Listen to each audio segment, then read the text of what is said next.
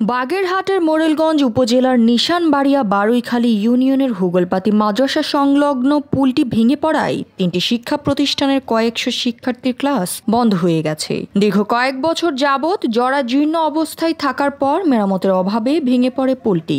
মোরেলগঞ্জ থেকে তেঁতুলবাড়িয়া বাজার হয়ে জিওধরা সহ বিভিন্ন ইউনিয়নে যাবার এটাই সহজ পথ। দুঃখজনক, কারণ আমাদের এখানে ৫-৬টি অনেক প্রতিষ্ঠান রয়েছে, যে প্রতিষ্ঠানের শিক্ষার্থীদের এখান থেকে চলাচল করার জন্য অনেক কষ্ট হয়, অনেক আসলে বিপদের সম্মুখীন পড়তে হয়। পোলটা ভাঙিয়ে আছে, এখানে অনেক হাজার হাজার লোক চলাচল করে। আমাদের এখানে একটা ব্রিজ দরকার। কোনো শিওর নাই, আমি তো এই কাঁড়াল নিয়ে সংগ্রহভাবে ওখানে পারাইতে পারবো না।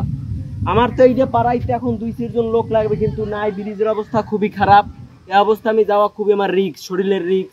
খুবই দ্রুত একটা পুলের ব্যবস্থা করা। এই পুলের দুপারে রয়েছে HBS হাজী নুরুদ্দিন দাখিল মাদ্রাসা, সরকারি প্রাথমিক বিদ্যালয়, হাই স্কুল, হেফজোখানা, মসজিদ, ইসলামী পাঠাগার সহ বিভিন্ন প্রতিষ্ঠান। মাস্টার ফোর্স এইখান থেকে আমার দাঁড়াবে মাস্টার ফোর্সে ৪ ভাঙ্গা মানুষ গড়ার কারিগর। আমি লেখছি এখন যে মানুষ মারার কারিগর। তাহলে পড়িয়া যায় যে কোনো মুহূর্তে একটা অ্যাক্সিডেন্ট ঘটে যেতে পারে। কাজেই এখন আমাকে একটা পোলের জরুরি দরকার। সংশ্লিষ্ট ওয়ার্ডের ইউপি সদস্য আবু সালে রফিক জানান, পুলটি দীর্ঘ কয়েক বছর যাবৎ জরাজীর্ণ অবস্থায় পড়ে আছে। ১৪ নং বারুইখালী ইউনিয়ন এবং ১৩ নং নিশানবাড়ি ইউনিয়নের সংযোগ একটি পোল রয়েছে হগলপাতি।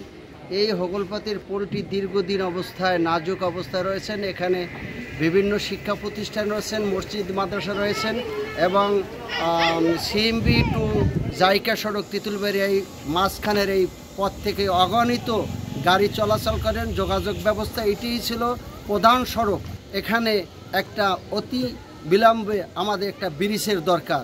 ব্রিজ হলে যোগাযোগ ব্যবস্থা আমাদের সুন্দর হবে এবং ছাত্রছাত্রী চলাফেরায়, জনগণের চলাফেরার জন্য দুটি ইউনিয়নের সংযোগ রাস্তা। এখানে জরুরিভাবে ব্রিজ নির্মাণ করা প্রয়োজন, কিন্তু নির্মাণে দীর্ঘসূত্রিতার কারণে পুলটি এখন ব্যবহারের অনুপযোগী হয়ে পড়েছে।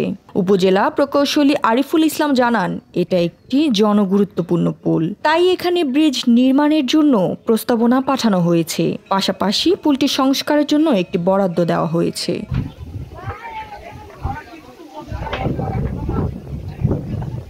আর এই জ্যোতি, দৃষ্টি ২৪।